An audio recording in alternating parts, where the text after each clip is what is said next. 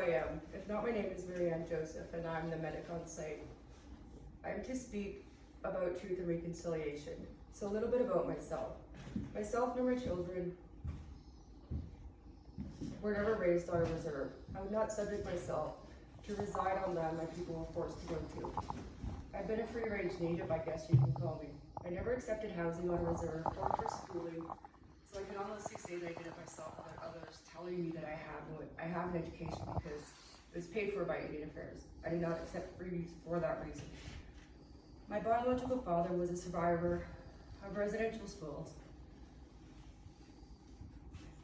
He was there for over a decade. He was very damaged inside and out. He was not part of my life. I do know, and I would not blame him for his ways. I heard a lot of horrific stories from survivors from residential schools. Those are not my stories to tell, but my father was an alcoholic in and out of jail. No one could expect him to be a great father after what he endured as a child. No child should be beaten, raped, or murdered. I met him when I was 36 for an hour and never seen him again. We're Facebook friends now. My point is, one badly damaged generations affects many generations after. Actually, it takes 8 generations to fully heal from one generation.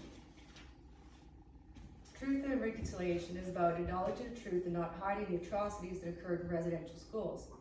The physical, mental, and sexual abuse, as well as murders of the young children, and the fact that they were taken from their parents against their will, it was to enfranchise these children, which means to cut off their brains, not speak their language, lose their own names, and be given a number to lose their culture. It was a form of a genocide, that is the truth. The Canadian government tried to hide these atrocities, but with the discovery of 215 graves in BC, it no longer became Canada's dirty little secret. This resurfaced the feelings and hostility that some First Nations felt towards non-First Nations people and the church.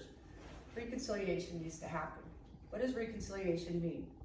Reconciliation is a process of 2 people or groups in a conflict agreeing to make amends and come to a truce. Reconciliation is also the name of a Catholic sacrament involving the confession of sins.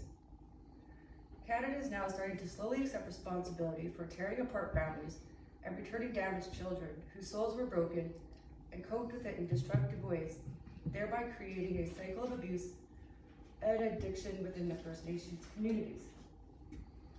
By dedicating September 30th as Truth and Reconciliation Day is significant because it is a step towards healing for some, but it now allows others to learn about residential schools and show empathy towards First Nation and their plights, rather than judging them.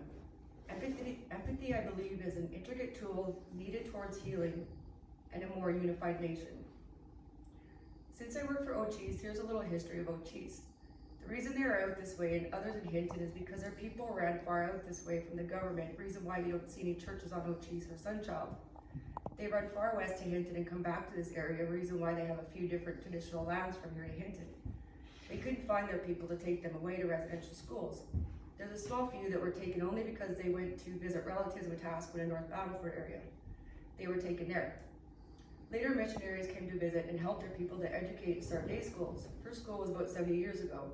They helped when the government was hunting their people, so they were fortunate their elders hid their children in the mountains. Natives are very cultural and traditional. Ochis uses a pipe for a lot of their ceremonies. They bury their people with a small pipe, travel bag, sweetgrass, and a mat, and dry meat is called a journey bag.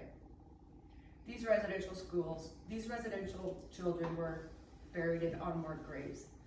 So please take this day to remember those who never returned home, the survivors and their families. Thank you. Good job, Marianne.